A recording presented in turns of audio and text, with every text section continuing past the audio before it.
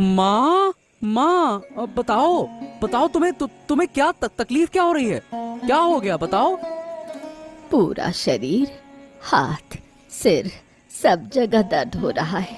अब ये दुख सहन नहीं होता। लगता है इस बार मर ही जाऊंगी। अरे माँ, ऐसी बातें मत बोलो। तुम्हारे मुंह से ये बातें सुनकर डर लगता है। ऐसा मत बोलो। बेटा, उम्र तो हो ही गई है और कितने दिन जीऊंगी। अब तो लगता है कि बस मर ही जाऊंगी। ए माँ, सुनो ना। अभी क्या है, मौसम बदल रहा है। इस समय शरीर थोड़ा कमजोर हो जाता है। ऐसा मत सोचो, है ना? ऐसा मत। मेरी एक आखिरी इच्छा है, तुम उसे पूरा नहीं करोगे? अरे अरे अरे, आखिरी इच्छा क्यों माँ? अरे तुम जो भी कहोगी मैं पूरा करूंगा। बताओ बताओ, मुझे क्या करना है, बताओ। मेरी बरसों की ख्वाहिश है कि मेरा बेटा महाराज बने। मुझे मेरे बेटे को महाराज के सिंहासन पर बैठा देखना है। क्या तुम मेरी ये इच्छा पूरी नहीं करोगे? महाराज? लेकिन माँ, मैं इस राज्य का महाराज कैसे बन सकता हूँ? तो फिर मुझे इस जीवन में कुछ नहीं मिला। मरने के बाद भी मुझे शांति नहीं मिलेगी। अरे नहीं माँ, तुम चिंता मत करो। ठीक है, बस मैं तुमसे वादा करता हूँ कि मैं ये तुम्हारी इच्छा पूरी करूंगा। चाहे कुछ भी हो जाए, मैं इस राज्य का राजा बनूंगा। उस राज सिंहासन पर मेरा अधिकार होगा। मुझे कोई नहीं रोक सकता। अब जाकर इसका दिमाग घुमा पाई हूँ। अब राजकोष मेरे हाथ जरूर आएगा। क्या बात है महारानी। मैंने सुना है कि तुमने आज पूरा दिन कुछ नहीं खाया। क्या हुआ तुम्हें? मुझे जो भी हो, उससे आपको क्या फर्क पड़ता है? क्या मतलब? अरे हम इस राज्य के महाराज हैं। सबका ख्याल रखना हमारा कर्तव्य है। यहाँ हमारी महारानी ने पूरा दिन खाना नहीं खाया और हम कारण भी ना पूछे। ऐसा क्यों? मैंने आपसे बहुत पहले कहा था कि पड़ोसी राज्य पर कब्जा कर लीजिए, लेकिन आपने मेरी इच्छा अब तक पूरी नहीं की। ओ महारानी, ये क्या कह रही हो? अरे पूरे राज्य में सुख शांति है और तुम ऐसे हमलावर विचार क्यों रख रही हो? अरे पड़ोसी राज्य पर हमला करने से क्या होगा भला? मैंने सुना है कि पड़ोसी राज्य की मिट्टी बहुत उपजाऊ है। यहाँ सेब उगते हैं और हमारे यहाँ सेब के पेड़ नहीं होते। मुझे सेब खाना और सेब के बाग पसंद है। अरे तो सेव पसंद है तो इसके लिए हमला करने की क्या जरूरत है? अरे हम खुद तुम्हारे लिए सेव का बाग बनवा देंगे हैं? अरे जरूरत पड़ी तो हम उस राज्य से आपके लिए मिट्टी मंगवा लेंगे और क्या। तब तक आप बाग बनवाते रहेंगे और मैं बूढ़ी हो जाऊंगी। जब तक आप वो राज्य नहीं जीतेंगे, मैं ठीक से खाना नहीं खाऊंगी। अरे अरे अरे महारानी, आप ये कैसी जिद पकड़ के बैठी हैं? पड़ोसी राज्य से हमारी मित्रता है। अरे युद्ध करने से वो मित्रता हमारी खत्म हो जाएगी। अरे एक भरोसेमंद दोस्त खोने का पछतावा क्या होता है आपको पता है? बहुत पछताना पड़ेगा हमें हमेशा। ठीक है, आप मेरी बात नहीं सुनेंगे तो जो चाहे करें। अब मैं कुछ नहीं कहूंगी। अरे अब नाराज मत होइए महारानी। देखिए, आप जो मांग रही हैं वो बिल्कुल बाल हट की तरह है। किसी बच्चों के जैसे जिद कर रही हैं आप। बस करिए अब। मुझे अकेला छोड़ दीजिए महाराज। हाँ, यही तो जिंदगी है। अरे दिन भर मेहनत करो और रात को खाना खाकर चैन की नींद लो। इसी तरह जिंदगी कट जाए तो भाई क्या ही चाहिए और। माधव काका, रुकिए रुकिए, मैं भी आपकी गाड़ी में चलूंगी। अरे पूजा बिटिया, कहाँ गई थी तू हैं? पड़ोसी राज्य गई थी। आदित्य बाबू ने मुझे वहाँ भेजा था। हाँ सच में? क्यों भेजा था बेटा? चलो मैं रास्ते में बताती हूँ। हाँ हाँ, आजा आजा आजा, चल बैलगाड़ी में बैठ। हाँ तो अब बता, राजकुमार आदित्य ने तुझे वहाँ क्यों भेजा था, बता। मत पूछो काका। एक दिन हम दोस्त मिलकर सेब के बाग में सेब चुराने गए थे। उसी समय उन्होंने हमें देख लिया। हम भागने की कोशिश कर रहे थे, तब उन्होंने हमें रोक लिया और मजाक में कहा कि कभी आना सेब खाने। जो भी कहो बेटा पूजा, राजकुमार आदित्य का दिल बहुत ही अच्छा है। सबको कितना प्यार देते हैं, है ना? लीला देवी भी बहुत अच्छी हैं। वो भी हमें बहुत प्यार करती हैं। अरे लेकिन हमारे महाराज ने महारानी कहाँ से लाकर बैठा दी है। अरे इतनी चिड़चिड़ मुंह फुला लेती है। हर समय दूसरों का नुकसान करने की सोचती रहती। पता नहीं कैसी महारानी है। सही कहा काका। पहले मैं राजमहल जाती थी, लेकिन अब उनके डर से नहीं जाती। हाँ, पता नहीं महाराज उनके साथ कैसे रहते हैं। अब ये तो वही जाने। अच्छा नहीं लगता बाबूजी। महारानी का मन कब क्या चाहता है ये समझ पाना मुश्किल है। जब जो इच्छा वही चाहिए और ना मिले तो गुस्सा। क्या बात है दासी, इतनी नाराज क्यों हो? मुझे तो शांति ही नहीं है। महारानी फिर से नाराज हैं। हर दिन मुझे उनके हुक्म बजाने पड़ते हैं। ये चीज पसंद नहीं तो वो पसंद नहीं। ऐसे कैसे किसी का मन लगेगा? अरे महारानी की बात मानना तो तुम्हारा काम है। इतना परेशान क्यों हो रही हो, हैं? महीने के अंत में जब तनख्वाह मिलती है तब तो कोई शिकायत नहीं होती है। आप गलत कह रहे हैं महामंत्री। जब महारानी शांत रहती हैं तब अच्छा लगता है, लेकिन वो तो हमेशा गुस्से में रहती हैं। अगर आप उनके पास होते तो समझ पाते। तो हमें एक बार महारानी से बात करनी होगी। देखना पड़ेगा कि उन्हें परेशानी क्या है। हाँ देखिए, अगर बात करके कोई समाधान निकाल सकते हैं तो मुझे बड़ी राहत मिलेगी।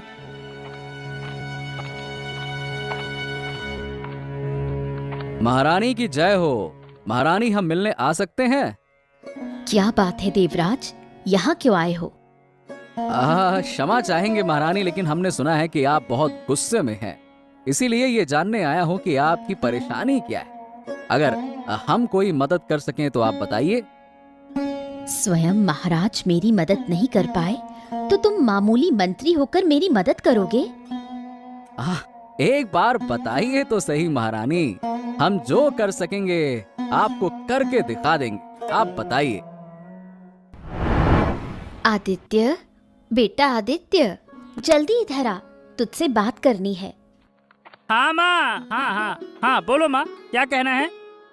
इस बार हमने पड़ोसी राज्य के महाराज को कोई उपहार नहीं भेजा। अरे नहीं माँ, इस बार कोई उपहार नहीं भेजा गया। इसके पीछे कारण है। मुझे कारण पता है। जब महाराज की माँ जीवित थी तब हमारी बहुत आवभगत होती थी। साल में कम से कम एक बार वहां जाते थे। कितना शानदार स्वागत होता था। लेकिन अब उनके जाने के बाद से महारानी ने जो बातें शुरू की हैं, उससे सारे रिश्तेदार और मित्र उस राज्य से दूर हो गए हैं। अब केवल हम ही हैं जो संपर्क बनाए हुए हैं। इसीलिए तो हमें उपहार भेजना चाहिए। हमारे सेब के बागान में इस बार बहुत सेब हुए हैं। कुछ सेब उनके लिए भेज दे। ठीक है, कुछ दिनों में व्यवस्था कर दूंगा। ठीक है। अगर महारानी अपमान करें तो किसी बात का बुरा मत मानना। हर इंसान अपनी प्रवृत्ति के अनुसार व्यवहार करता है। अरे ठीक है माँ, ठीक है, मैं ऐसा ही कह दूंगा। और कुछ कहिए। नहीं बेटा, बस इतना ही कहना था। राज्य के हर कोने का ध्यान रखना, किसी को कोई दिक्कत ना हो। हाँ माँ, हर चीज पर मेरी नजर है। इतनी रात में किसके इंतजार में बैठे हो बेटा? थोड़ी देर में दिख जाएगा। मैंने उसे बुलाया है, अब देखता हूँ वो आता है या नहीं। महामंत्री, मैं आ गई। आप कहाँ हैं? हाँ, हम सब अंदर हैं दासी। चली आओ, अंदर चली आओ, आ जाओ। बताइए महामंत्री, आपने मुझे क्यों बुलाया है? हाँ, आज जो मैंने देखा वो बताता हूँ। देखो, महारानी अब उस राज्य में या राजमहल में रहना ही नहीं चाहती और महाराज तो उनकी परवाह ही नहीं करते।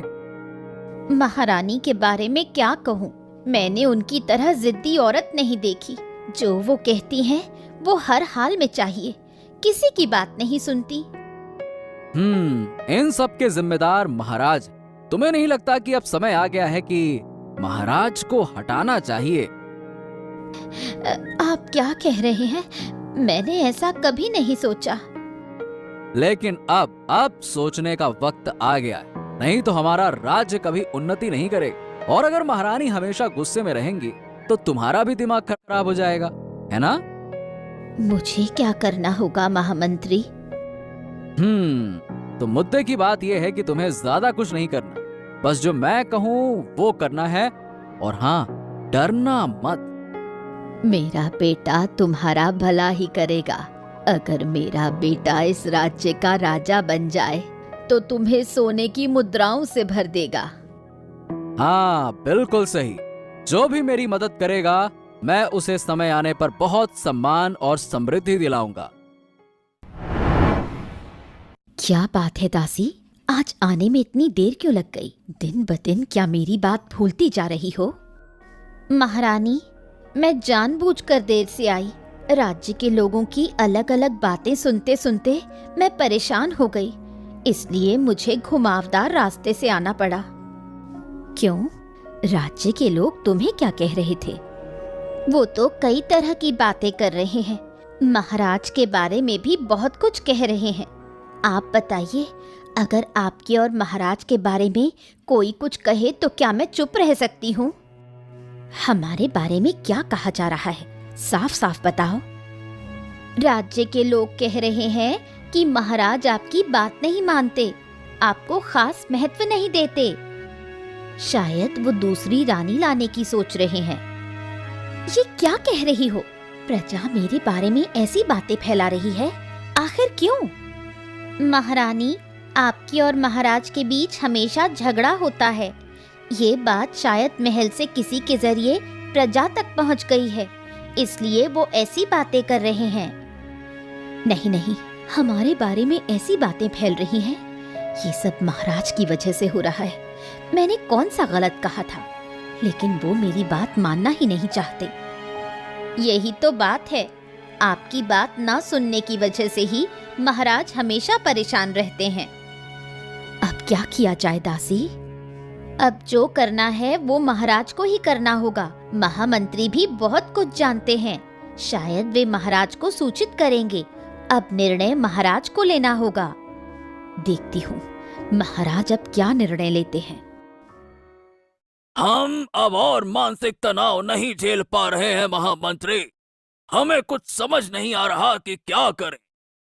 अरे महाराज, जब घर और बाहर दोनों जगह अशांति हो तो ऐसा ही होता है।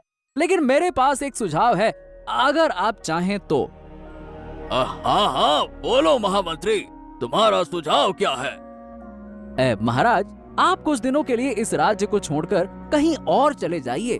हाँ, तब सब कुछ शांत हो जाएगा।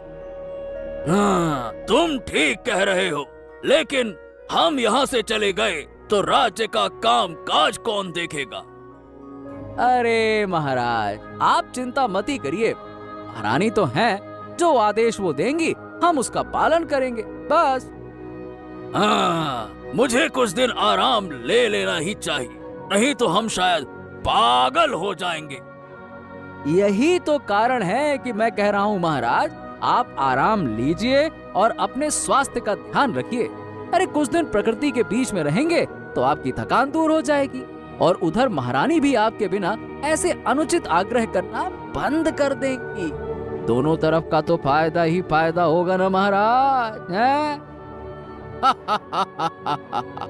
दोनों तरफ का फायदा, ये आपने उचित बात कही। जल्दी से हमारे जंगल प्रवास की व्यवस्था की जाए। हम आज रात ही राज्य छोड़कर जाना चाहते हैं। आप तो चिंता मत करिए महाराज, गहरे जंगल की कुटिया को साफ सुथरा कर दिया जा रहा है और आज रात आपको वहां पहुंचा दिया जाएगा। निश्चिंत रहिए। हाँ, आज सुबह जल्दी निकलना होगा, बहुत सामान ढोना, नहीं तो जेब में ज्यादा पैसे नहीं आए। क्या कह रहे हो माधव काका? काम पर निकल रहे हो क्या? हाँ पूजा, आओ आओ आओ आओ। क्यों, तुम आज साथ चलोगे क्या पास के राज्य में? नहीं, आज नहीं जाऊंगी, लेकिन एक खबर देने आई हूँ काका। और कौन सी खबर पूजा? सुना है कि हमारे महाराज रातों रात वनवास चले गए हैं। आपने खबर नहीं सुनी काका? ये क्या कह रही हो? मैंने तो पहली बार तुम्हारे मुंह से सुना है। आखिरकार क्या हुआ जो उन्हें महल छोड़ना पड़ा है?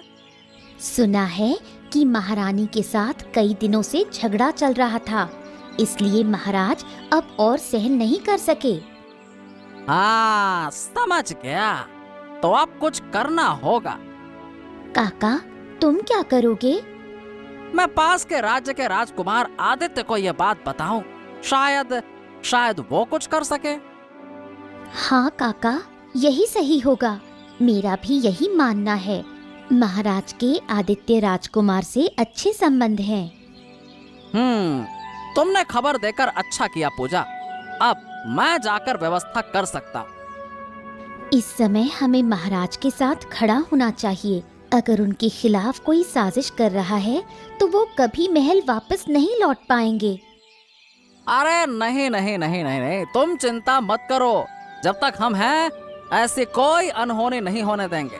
महाराज जहाँ भी होंगे, हम उन्हें वापस इस राज्य में लाएंगे। निश्चिंत रहो, है ना?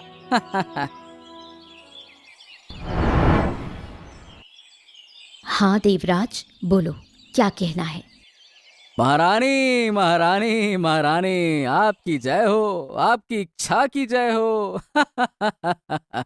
महारानी, बात यह है कि महाराज के बिना ये सिंहासन अब बिल्कुल सूना सूना सा लगता है। अगर आप इस सिंहासन का अधिकार करती तो राज्य का शासन करना आसान हो जाता। अभी मैं मानसिक रूप से ठीक नहीं हूँ। मुझसे इस जिम्मेदारी के लिए मत कहो। महाराज ने जाने से पहले तुम्हें क्या आदेश दिया था? अब महाराज ने कहा था कि मुझे यहाँ बैठकर राज्य का अच्छे से शासन करना है और हर दिशा पर नजर रखनी है। ठीक है, तो तुम इस सिंहासन पर अधिकार कर लो। अब से राज्य की जिम्मेदारी तुम्हारी है, जब तक महाराज वापस नहीं आते। लेकिन महारानी, मैं कैसे?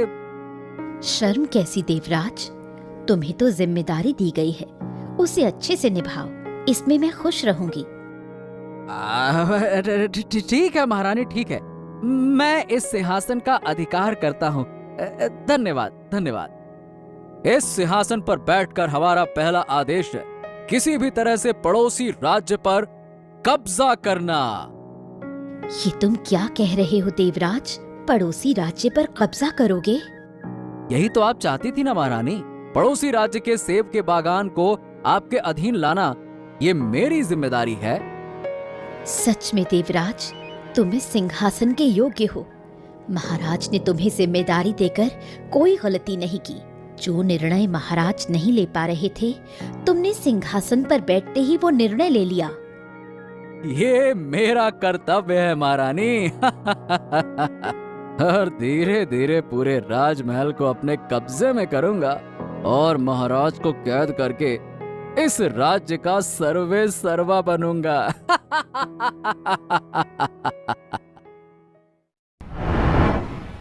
राजकुमार आदित्य की जय हो। अरे माधव काका, आइए आइए आइए। ये जयघोष लगाते हुए अंदर क्यों आए हैं? क्या बात है? अरे राजकुमार, आपसे एक जरूरी बात करनी है। हाँ हाँ, बोलो बोलो, क्या बात है? राजकुमार, हमारे राज्य के महाराज भूपेंद्र कल रात ही राज्य प्रसाद छोड़कर वनवास चले गए। क्या कह रहे हो माधव काका? अरे ये तो बहुत बड़ी खबर है। लेकिन क्यों, क्या हुआ था? हाँ, जो सुना उसके मुताबिक महारानी से मन उठा, लेकिन मुझे लगता है कि इसके पीछे कोई गहरी साजिश। साजिश? कैसी साजिश? राज्य विजय की साजिश? मुझे लगता है महाराज को मानसिक दबाव दिया गया था। वो लगातार ये दबाव सहन नहीं कर पाए और इसी कारण उन्होंने ये निर्णय लिया। तुम बिल्कुल सही कह रही हो, मुझे भी यही लगता है। लेकिन इस घटना के पीछे कौन कौन शामिल है, ये जानना जरूरी है। हाँ, मुझे लगता है कि महाराज से मिलना बेहद जरूरी है। उससे पहले हमें राज्य के चारों ओर सेना तैनात करनी चाहिए, ताकि अगर कोई हमला हो तो हम सुरक्षित रहें।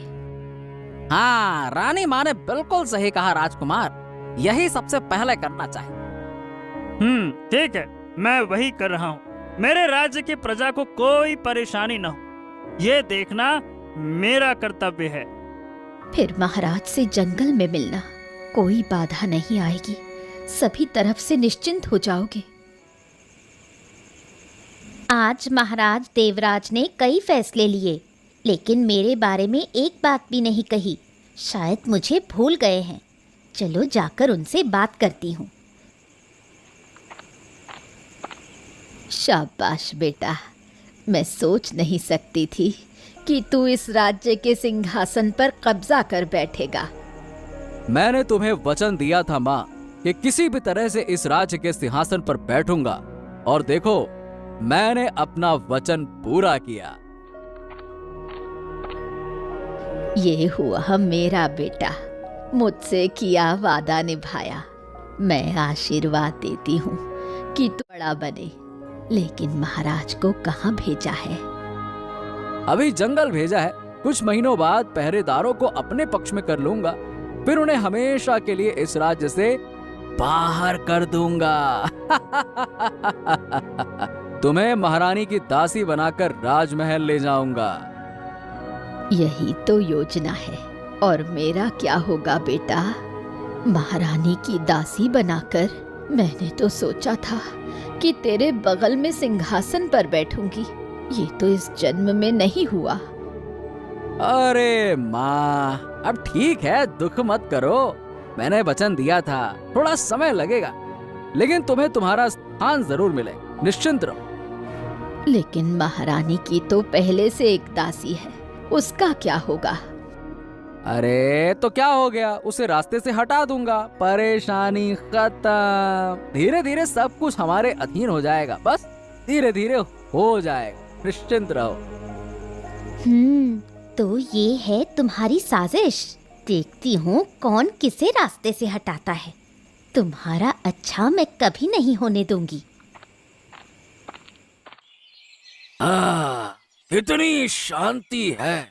हाँ, ऐसी शांति मुझे राजमहल में कभी नहीं मिली। सच में प्रकृति के संग रहने का आनंद ही अलग। अब मैं यहाँ से वापस नहीं जाऊँ, अपना बाकी का जीवन यहीं बिताऊं। महाराज, महाराज क्षमा करें, इस सुबह आपको परेशान करने आई हूँ। क्या बात है दासी, तुम अचानक से यहाँ क्यों आई? तुम्हें बहुत चिंता में देख रहा हूँ मैं। क्या बात है, बोलो। महाराज, आप एक षड्यंत्र के जाल में फंस चुके हैं। ये तुम क्या कह रही हो दासी? हम कुछ समझ नहीं पा रहे हैं। हाँ महाराज, मैं सही कह रही हूँ। महामंत्री देवराज और उसकी बूढ़ी माँ ने षड्यंत्र रचाकर आपको राजमहल से बाहर करवा दिया। तुम हमें फंसाने या षड्यंत्र में उलझाने आई हो क्या? आपके विश्वास या अविश्वास से अब कोई फर्क नहीं पड़ता महाराज। मैंने कल रात अपने कानों से सुना। उन्होंने तो मुझे भी प्रलोभन दिया था कि मैं आपके और महारानी के बीच दरार पैदा कर दूं। क्या? जिन्हें हमने अपना समझा वो ही हमारे खिलाफ षड्यंत्र करने लगे? हाँ महाराज, महामंत्री देवराज तो आपको इस राज्य से हमेशा के लिए निष्कासित करना चाहता है। अरे लेकिन हम क्या करें? हमारी अपनी रानी हमारा साथ नहीं देंगी तो हम क्या करेंगे? उनकी इच्छा पूरी करना हमारे लिए संभव नहीं है। महामंत्री देवराज ने तो सिंहासन पर बैठते ही पड़ोसी राज्य से गुप्त युद्ध की घोषणा भी कर दी है। अरे इतनी हिम्मत! हमारी अनुमति के बिना ऐसी घोषणा कैसे कर दी उसने? इसलिए मैं आपसे अनुरोध करने आई हूँ महाराज, कृपया वापस चलिए, नहीं तो बहुत बड़ा अनर्थ हो जाएगा। हाँ, फिर तो हमें वापस जाना ही होगा। अपने ही लोगों से लड़ना पड़ेगा। आशा है कि प्रजा मेरा साथ देगी। प्रियजनों को संगठित करने का कार्य हमारा होगा। आप बस सिंहासन पर बैठिए। चलिए। महारानी महारानी महारानी, आप नहीं समझ रही। वो आपको माँ की तरह स्नेह देंगे। जो आपको चाहिए, जब चाहिए, वो सब कुछ आपको मिलेगा। लेकिन मेरी दासी का क्या होगा? उसे कम से कम एक बार बताना तो जरूरी है। अरे किसी को कुछ बताने की आवश्यकता नहीं है महारानी। आपका निर्णय सर्वोपरि है। और वो तो मात्र एक दासी है, उसके बारे में इतना क्यों सोचना। आप निश्चिंत रहें महारानी। आप जो चाहेंगी मैं आपको सब कुछ दिलवाऊंगी। लेकिन देवराज, तुमने जो कहा था कि पड़ोसी राज्य पर आक्रमण करके मुझे सेब का बगीचा दिलवाओगे, उसका क्या हुआ? सेब के लिए युद्ध करने की क्या आवश्यकता है महारानी? अरे तू कौन है और बिना अनुमति के राजमहल में कैसे घुस आई? कौन है तू? मैं महारानी से मिलने आई हूँ।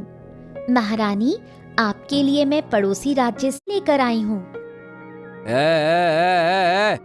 यहाँ से चली जा। बड़ी आई सेब लेकर आने। हट, निकल यहाँ से।